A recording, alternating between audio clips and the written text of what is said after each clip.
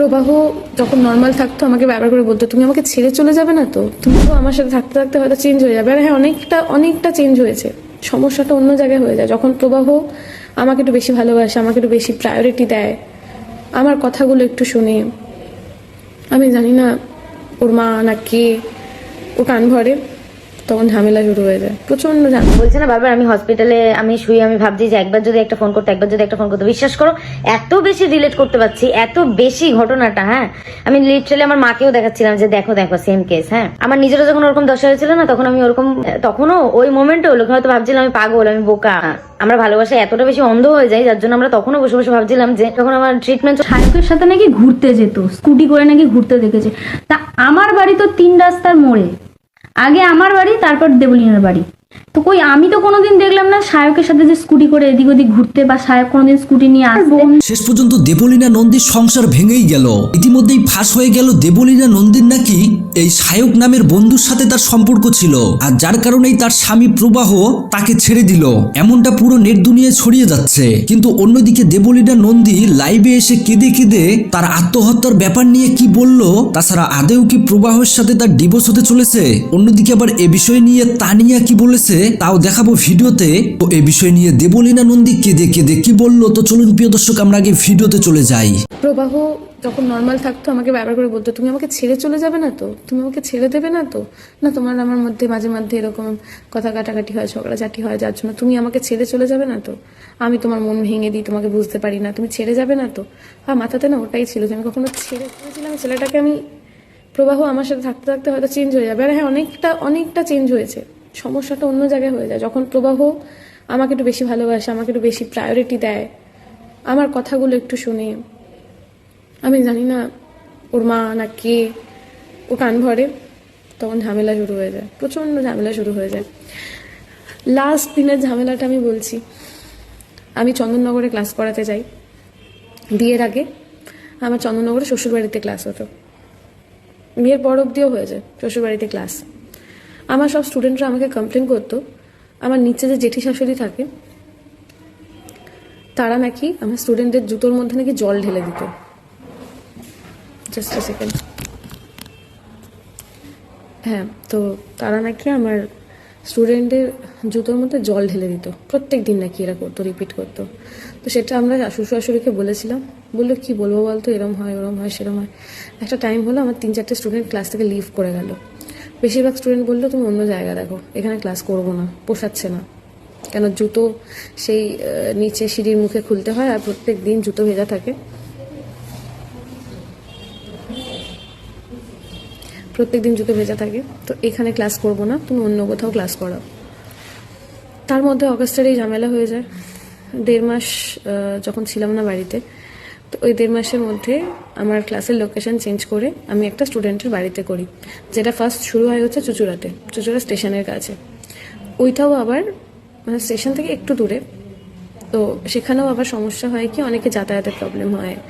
বেশিরভাগ স্টুডেন্ট আমার এই শ্বশুরবাড়ির এরিয়ার থেকে যেত, যাতায়াতের সমস্যা অনেক কিছু নিয়ে। তাও ওখানে করছিলাম, ওখানে কিছু স্টুডেন্ট কমলো, কিছু বাড়লো, করতে করতে এই লাস্ট ডিসেম্বরের আমি 3টে ক্লাস করাতে পারিনি। লাস্ট 3টে ক্লাস আমার শোয়ের জন্য ডিসেম্বরে আমি করাইনি। জানুয়ারির ফার্স্ট ক্লাসটা আমার আবার লোকেশন চেঞ্জ হয়ে যায়, হয়ে যে লোকেশনটা হয় সেটা হয় আমার শ্বশুরবাড়ি থেকে 5-7 মিনিটের ডিস্টেন্সে। তো আমি রাস্তার উপরে জেনারেলি গাড়ি রেখে, আর আমার যদি মনের মধ্যে কোনো চোর থাকতো আমি গাড়ি অন্য কোথাও লুকিয়ে রাখতাম, আমি রাস্তার উপর গাড়ি রেখে ওদের বাড়িতে ক্লাস করিয়েছি। তো এর আগেও একবার ওদের বাড়িতে ক্লাস করানো হয়েছে, কারণ চুঁচুড়াতে যেখানে ক্লাস করাই সেবারও সেখানে কি রং টং হচ্ছিল, বা পাড়ায় কাজ হচ্ছিল, গাড়ি ঢুকবে না সামথিং, এসব কারণের জন্য ওখানে আমি ক্লাস করিয়েছিলাম। তো ক্লাস করিয়েছি কোনো কারণে। এবার প্রবাহর সাথে লাস্ট 31স্টে আমি খুব তাড়াতাড়ি করে শো শেষ করে ফিরি প্রবাহর জন্য সেই সারপ্রাইজ নিয়ে। বাই দ্য ওয়ে, নামটা কি নন্দিনী ভট্টাচার্য নাকি, উনি বললেন ঘুমের মধ্যে ভিডিও করেছে। এখন এই ইস্যুটা এরকম বড় হয়েছে বলে একটু ঘেটে দেখবেন, যারা না প্রপার, যারা ব্লগ টক করে তারা অনেক কিছুই করে। আর আমি ওকে ঘুম থেকে তুলে ওর জামা কাপড় খোলা ছবি আমি দিইনি, ও একটা সাইড পাশ ফিরে ঘুমাচ্ছিলাম, ওকে ডেকে বললাম তোমার জন্য একটা সারপ্রাইজ এনেছি, ওঠো। এগুলো বার্থডে সারপ্রাইজও হয়, এরকম করে লোকে সারপ্রাইজ দেয়, ইটস ভেরি নর্মাল থিং। আমি ওকে ডাকলাম, আমি ডেকে বললাম কি গো 12টা বাজবে, এবার একটু ওঠো, একটা জিনিস এনেছি। ও লিটারেলি আপসেট ছিল, কারণ আমার 10:30টায় ঢোকার কথা, সেখানে আমি 11:30টায় ঢুকেছি। আমার ডালহৌসি অ্যাথলেটিক ক্লাবের প্রোগ্রাম ছিল, সেখানে পুরো প্রোগ্রামটা লেট করে শুরু হয়েছে, সেটা আমার ফল্ট নয়। আমাদের শোয়ে ঢোকার টাইমিংয়ে ঠিক থাকে, বেরোনোর টাইমিং ঠিক থাকে না। আর এটা প্রবাহ জেনে জেনে বুঝে আমাকে বিয়ে করেছে। আমি ডাকলাম, একটু আপসেট ছিল, আমি বললাম তোমার জন্য দুটো গিফট এনেছি, একটু ওঠো। কোনো রকমের উঠলো, উঠে দেখে বলল ইমা ব্যাগটা তো ছোট হয়ে গেছে। আমি খুব এক্সাইটেড ছিলাম যে খুব খুশি হবে, মানে আমি যে টাকাটা 31 পেয়েছি পুরো টাকাটা দিয়ে আমি শপিং করে নিয়ে চলে এসেছি। ইমা এটা তো ছোট হয়ে গেল। ছোট হয়ে গেল, ঠিক আছে দেখছি যদি কালকে এক্সচেঞ্জ করা যায় করিয়ে আনবো। তারপর কোচের একটা বেল্ট, ওর অনেক দিনের ডিমান্ড ছিল একটা কোচের বেল্ট নেবে, 24-25 হাজার টাকার দাম বেল্টটা, সেটাও নিয়ে এলাম। সেটা দেখে বললো এটা ভালো, এটা ঠিকঠাক, এটা চলবে। আমি বললাম ঠিক আছে, তোমাকে তো আমি ফোনে বলেই রেখেছিলাম যে 31 বাড়িতে ফিরে আমি আর তুমি বেরোবো, চলো রেডি হও, একটু বেরিয়ে আসি, ঘুরে আসি। এখন বেরোবে? কোথায় যাবে? এখন কি দরকার বেরোনোর? না কিছু না, জাস্ট 10টা মিনিট 15টা মিনিটের জন্য গাড়িটা নিয়ে একটু ঘুরে চলে আসবো, চলো। কারণ কালকে তোমার স্ট্যান্ড বাই আছে, তোমার ডিউটি লেগে যেতেই পারে, আমি জানি 1 জানুয়ারি আর বেরোনো হবে না, চলো। কিছুতেই বেরোতে চাইলো না। লাস্টে মুখটা এমন করলো যেন বিশাল বড় একটা ইয়ে পড়েছে। লাস্টে অনেক কিছুর পরে গিয়ে লাস্টে আমাকে বলছে যে, আমি ওকে যখন বললাম না তোমাকে তো বলেই রেখেছিলাম, না তুমি 1 ঘন্টা লেটে এসছো। আলাম 1 ঘন্টা লেটে শোতে যাওয়ার টাইমিং ঠিক থাকে, তাও 12টার আগে আমি কিভাবে গাড়ি চালিয়ে আমি এসছি এটা একমাত্র মধুমিতা জানে। মধুমিতা মানে আমার সাথে যে মেয়েটা থাকে, আমি কিভাবে গাড়ি চালিয়েছি যে তাড়াতাড়ি ঢুকতে হবে বাড়িতে। আমি বললাম চলো একটু, চলো 10-15 মিনিট ঘুরে চলে আসছি। ও বেরোলো না, এমনভাবে বললো চলো ঘুরে আসি, যেটা দেখে আমার আর বেরোতে ইচ্ছাও করলো না। আমি ছেড়ে দাও। তখন বললো আমি প্রমিস করছি কালকে তোমাকে, মানে 1 তারিখে দুপুরবেলা আমি তোমাকে লাঞ্চ করাতে নিয়ে যাব। আমি জানতাম এটাও হবে না, কারণ 1 তারিখে ওর সারাদিন স্ট্যান্ড বাই ছিল, ডিউটি লাগাতেই পারে। 1 তারিখে 8:30টার সময় আমার ঘুম ভাঙছে, কি না ওনাকে ফোন মিস করে গেছে, রস্টারের কল আসছিল সেটাকে মিস করে গেছে। তো যেহেতু মিস করে গেছে, রস্টার নাকি ওকে চেন্নাইয়ে লে ওভার দিয়ে দিয়েছে, 3 দিনের জন্য না 2 দিনের জন্য লে ওভার, চেন্নাই চলে যাবে। সমস্যাটা অন্য জায়গায়। সমস্যাটা হচ্ছে আমার যদি 2-3 দিন 4 দিন পর পর কাজ থাকে, সেটা নিয়ে বাড়িতে বিশাল বড় ইস্যু হয়ে যায়। ছেলে একা থাকে, ছেলে যদি 1 মাস বাইরে কাজ থাকে সেটা কোনো ইস্যু নয়, কারণ সে তো ছেলে, তার কাজ থাকতেই পারে। আর প্রবাহ নর্মালি রিয়াক্ট করে না। আমি প্রবাহর কথা 1 বছর বিয়ে হয়েছে, তার আগে থেকে তো চিনি। প্রবাহ কতদূর কি কথা বলতে পারে আমার জানা রয়েছে, প্রবাহকে দিয়ে কথাগুলো বলানো হয়। তো যাই হোক, 1 বছর, এই 1-1.5 বছরে আমাদের যখনই ঝামেলা হয়েছে, ঝামেলার কারণ একটা, আমার মা কিন্তু ওই অগাস্টের পর থেকে আমার মা আমার ফ্ল্যাটেই উঠতো না। খুব বেশি হলে পাপাইদা গিয়ে ব্যাগটা দিয়ে আসতো, মা নিচে গাড়িতে ওয়েট করতো, আমি রেডি হতাম, আমি নেমে চলে আসতাম। প্রবাহ কোনোদিন বলেনি যে মাকে উপরে ডাকো, বসুক, কোনো দিন না। যেদিনকে নিউ ইয়ারের রাত, প্রবাহর বাবা মা ফোন করলো প্রবাহকে, না প্রবাহ ফোন করলো, হ্যাপি নিউ ইয়ার মা বাবা।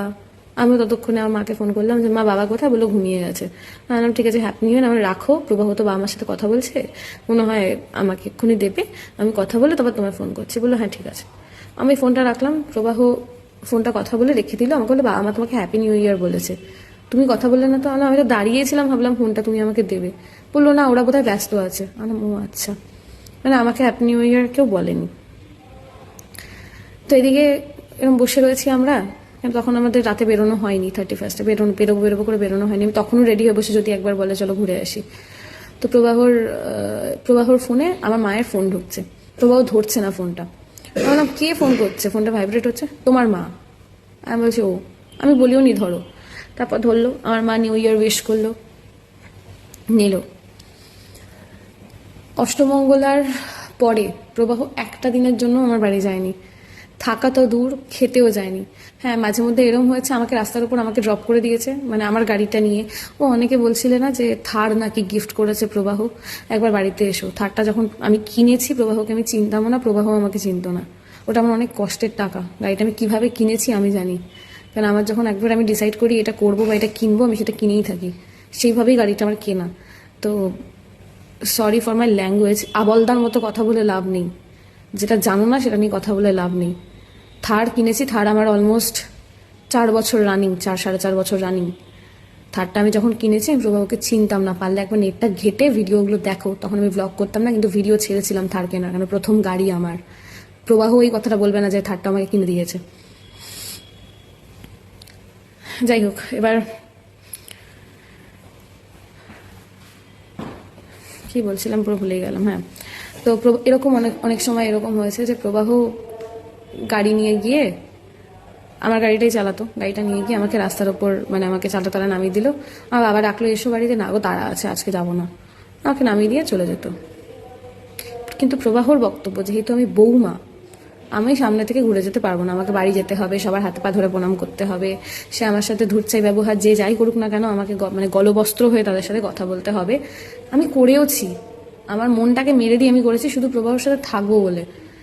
ওর মা বিয়ের আগে একটা কথা আমার কানে দিয়েছিল যে ছেলে এরকম থাকবে না, ছেলে ভালো ছেলে, আস্তে আস্তে ঠান্ডা হয়ে যাবে, এত মেজাজ থাকবে না। শুধু ওই একটা কথা মাথায় রেখেছিলাম যে ছেলে একদিন না একদিন ছেলে আমাকে বুঝবে, ঠান্ডা হয়ে যাবে।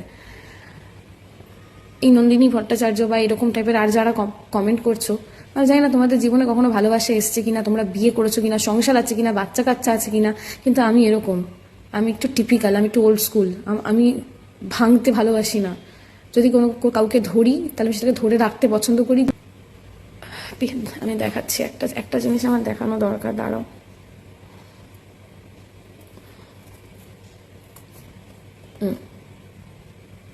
আচ্ছা, এতগুলো পিলস অ্যারেঞ্জ করলাম কি করে? আমি মানে ভাবছি যে মোমেন্টে আমাকে ঘর থেকে বের করে দেওয়া হয়েছিল, প্রবাহ কোনো কথা বলেনি, প্রবাহ বলেছিল হ্যাঁ বেরিয়ে যাও। সেই মোমেন্টে আমার মনে হয়েছে আমার পৃথিবীটা ওখানে শেষ হয়ে গেছে, যে আমাকে বেরিয়ে যেতে বলা হয়েছে। তখন থেকে আমি টার্গেট করছি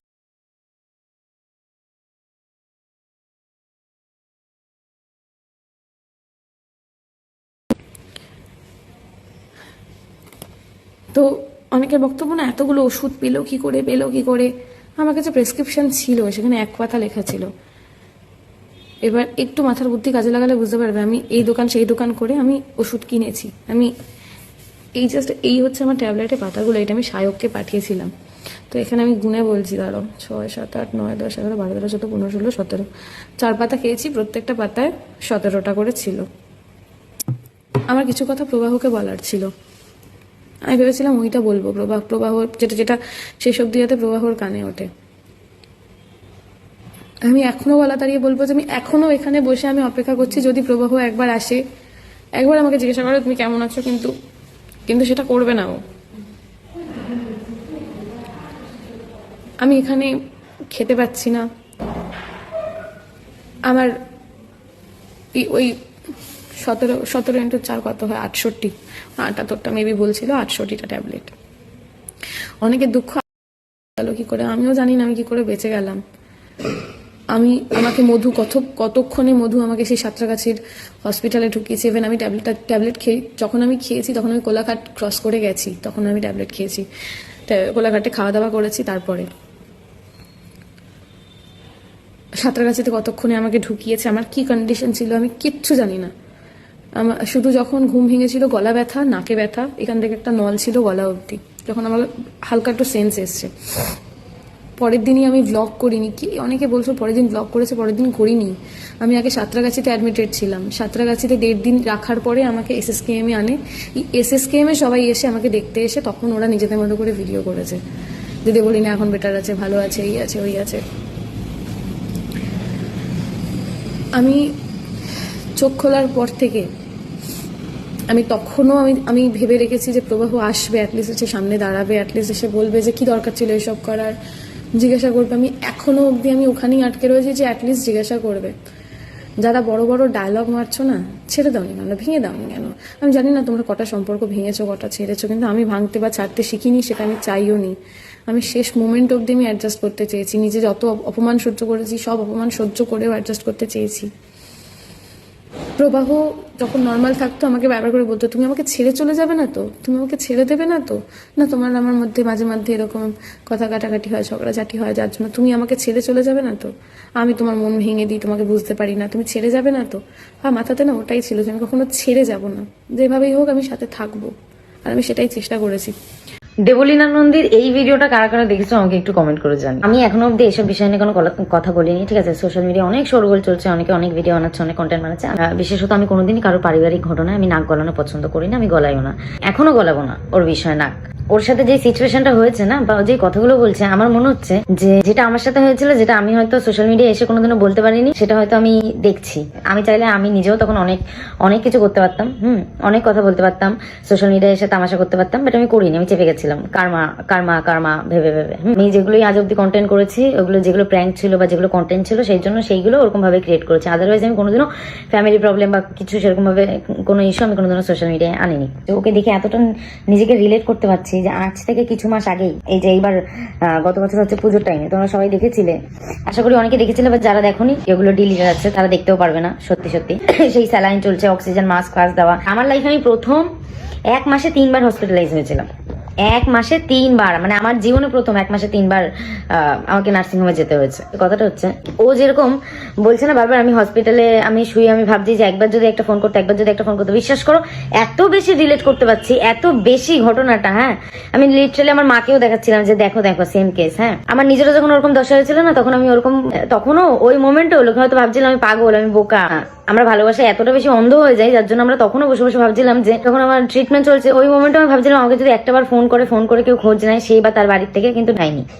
এদিকে তার যখন জ্বরটুকুনিও এসেছিল, আমি এখান থেকে বসে বসে তার জন্য মেডিসিন, তার জন্য সমস্ত কিছু যার যা দরকার, যা যা করণীয় তাই করেছি দূর থেকে বসে। আমার বেলা তার 2 টাকা হাত থেকে পড়তো না ভাই, 2 টাকা হাত থেকে পড়তো না, 2 টাকার জিনিস হাত থেকে পড়তো না।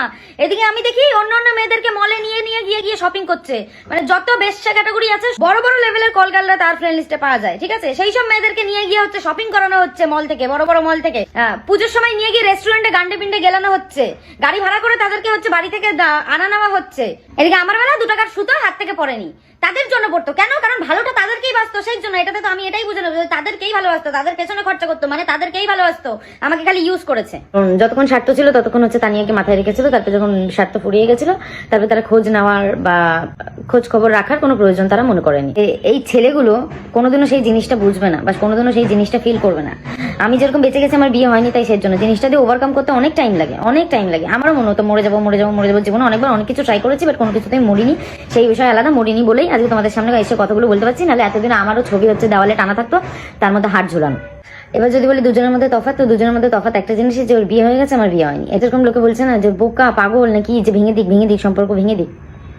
সম্পর্ক ভাঙার জন্য কেউ গড়ে না। যারা জেনুইনলি ভালোবাসে তারপরে যদি তারা ভাঙে, তাহলে মনে করে নিতে হবে যে সে বাধ্য হয়ে ভাঙছে, কারণ থাকতে তাকে কদর কেউ করেনি। আমি লিটারালি যখন ওর এই ভিডিওটা দেখছি, আমার এত খারাপ লাগছে না, আমার নিজের দিনগুলো মনে পড়ছে যে আহারে, আমি বুঝতে পারছি, একমাত্র আমি সেই পেন ফিল করতে পারছি যে আমি আমাকে যখন নার্সিংহোমে ভর্তি করা হয়েছিল, আমি তারপরও বোকার মতন কত আশা নিয়ে ভাবছিলাম যে আমাকে যদি একবার সেই মানুষটা ফোন করে, একবার যদি সে খোঁজ নেয় যে তুমি কেমন আছো বা কিছু, কিন্তু নেয়নি। আর এই যে অনেকেই ওকে বলছে না যে ওর হাজবেন্ড কেন কিছু বলছে না, ওর বর কেন কিছু বলছে না, ভাই যাদের মুখ থাকে তারা এসে বলে, কিছু বলার মতন যাদের থাকে তারাই এসে বলবে। যার কিছুই বলার নেই, যে অন্যায় করে বসে থাকে, সে চুপ থাকাটাই শ্রেয় মনে করে যে আমি কি বলবো। আমার যেটা হয়েছিল লাস্ট টাইম, আমি কোনোদিন এইসব বিষয় নিয়ে কোনোদিনও কথা বলিনি, ঠিক আছে? আমি তা আজও পুরোপুরি ভাবে সবকিছু বলবো না। আর ক্ষেত্রে কি হয় যে আমি যখন থাকি, তখন থাকতে তারা কেউ কদর দেয় না, থাকতে কদর কেউ দেয় না। পৃথিবীর সব থেকে জঘন্য নোংরা নিচ ছোট লোক আমার কপালে এসে জোটে।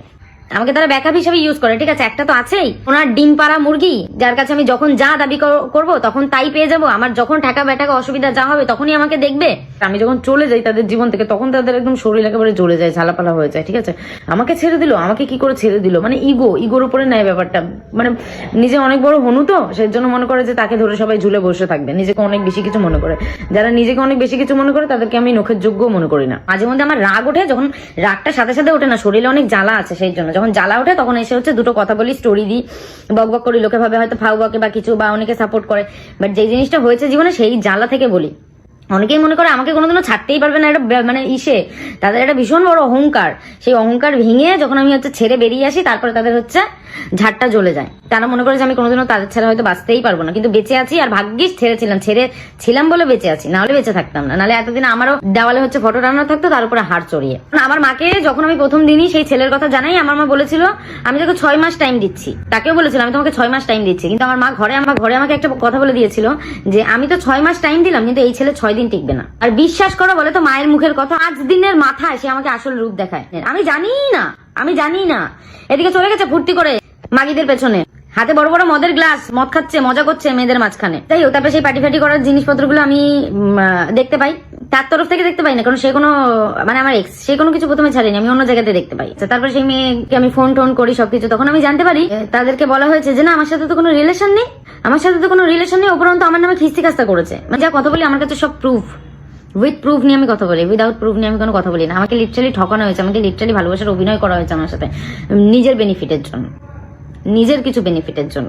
তো আমার কাছে একটাই প্রশ্ন, যে তোমরা যখন একটা মেয়েকে ভালোই বাসতে পারো না, হ্যাঁ, তাহলে কেন কি মজা পাস ভাই তার জীবন নিয়ে খেলে? যখন কেয়ার করতে পারিস না, যত্ন করতে পারিস না, কি মজা পাস তোরা? আর আমরা এত বোকা আমরা, যে আমরা সেই সব ছেলেদেরকেই ভালোবাসি। আমার তো নিজের উপরে নিজের এখন ঘেন্না লাগে যে ভাই আমার চয়েস এত খারাপ, আমি এত খারাপ খুঁজে নিয়ে আসি। এই জন্য আমি সবাইকে বলবো, বিয়ের আগে তোমাদের প্রত্যেকের কাছে একটা লাস্ট চান্স থাকে। কেউ মনে করে থাকো না যে না বিয়ের পর সব ঠিক হয়ে যাবে, ঘন্টা কিচ্ছু ঠিক হয় না, বিশ্বাস করো। যা শুধরানো সে আজ শুধরাবে, তোমাকে পেয়ে যদি সে না শুধরায়, তাহলে তুমি সেই আশা ছেড়ে দাও যে সেই ছেলে কোনোদিনও শুধরাবে, তারা কোনোদিনই শুধরানো না। যেই ছেলেকে তার বাপ মা কন্ট্রোল করতে পারে না, তাহলে সেই ছেলেকে তুমি কোথা থেকে কন্ট্রোল করবে? যেই ছেলে নিজেকে নিজে কন্ট্রোল করতে পারে না, সেই ছেলেকে তুমি কি কন্ট্রোল করবে? যদি ডিসিশন না হয় বিয়ের আগেই নাও, বিয়ের পরে কোনো অপশন থাকে না। মনে করি এইসব ছেলেদের না জেনেটিক প্রবলেম এগুলো, ঠিক আছে? দেখো একটা কথা বলি, গাছ যেরকম হয় ফল কিন্তু সেরকমই দেবে, তো গাছ খারাপ। আজকে এই মেয়ে, কালকে ওই মেয়ে, আজকে এই মেয়েকে ভিডিও কলে বলছে একটা চুমু দাও না, কালকে ওই মেয়েকে বলছে যে ফ্রি আছো, দেখা করো না, আসো ক্যাফেতে আসো বাড়িতে আসো। রোজ নিত্য নতুন বাড়িতে মেয়ে তুলে নিয়ে যায়। আমি বুঝি না ভাই এদের ফ্যামিলি কালচার এরকম। একজনকে বলছি, ওই যে একটা কথা আছে না, গাছ যেরকম হবে ফল তো সেরকমই দেবে। বাড়ির লোকগুলো মেন ভালো না, এর জন্য রোজ বাড়িতে হচ্ছে নিত্য নতুন মেয়ে ঢোকাতে দেয়, সাহসটা তো বাড়িতে দেয়। আমি মনে করি হচ্ছে তোমার বয়ফ্রেন্ড, যদি অনেকে এরকম বলে যে আমার বয়ফ্রেন্ড এরকম করে, ওরকম করে, এত মেলামেশা করে, এত এই করে সেই করে, তোমার বয়ফ্রেন্ড তুমি থাকার পরেও যদি আরো অন্যান্য মেয়ে 14 বার বাড়িতে নিয়ে যেতে পারে, বাড়িতে তুলতে পারে, তাহলে মনে করে নেবে তার বাপ মাও সেরকম। তার বাপ মা ওটা অ্যালাউ করে জিনিসটা। রোজ নতুন নতুন মেয়ে নিয়ে আয়, তাদের বাড়ির লোকের কোনো শাসন নেই, সেজন্য তারা বাড়িতে মুখ তুলে নিয়ে চলে আসতে পারে। আবার তাকে যদি তার বাড়ির লোকে যদি এই জিনিসটার জন্য কমপ্লেন করা হয়, তখন বলবে এটা কাজ, মেনে নিতে হবে, যে এই দেখে মেনে নেবে সেই সবকিছু মেনে নেবে। মানে ছেলের সবকিছু মেনে নিতে হবে, আর মেয়ের কিছুই মানতে পারবা না। মেয়ের সবকিছু মানতে অসুবিধা, কারণ সে মেয়ে। তাই মেয়ে হয়ে যার যোগ্যতা আছে, তার শিখিয়ে আনার যোগ্যতা তোমার ছেলের নেই। আমি এত মানুষের সাথে মেলামেশা করেছি, কোনোদিনও কেউ বলতে পারবে না একসঙ্গে আমার বাড়িতে ঢুকতে পেরেছে। সবাই আসবে আমার ওই ফ্ল্যাটের গেটের নিচ থেকে আমাকে নিয়ে যাবে, আবার ওই নিচ পর্যন্তই আমাকে নামিয়ে দিয়ে চলে যাবে, ওইটুকুনি তাদের সীমা। এই জিনিসটা আমার বাড়িতে মেনটেন হয়। রোজ নিত্য নতুন এক একটা মেয়েকে হচ্ছে বাড়িতে নিয়ে যাচ্ছে মেয়েগুলোকে, আর প্রত্যেকটা মেয়েকেই হচ্ছে বাপ মা হচ্ছে বৌমা হিসাবে মেনে নিচ্ছে। কি ফ্যামিলি কালচার! প্রথমেই দেখে নেবে ভাই যে সে ঠিকঠাক কিনা, তোমার জন্য এখন শুধরাচ্ছে নাকি।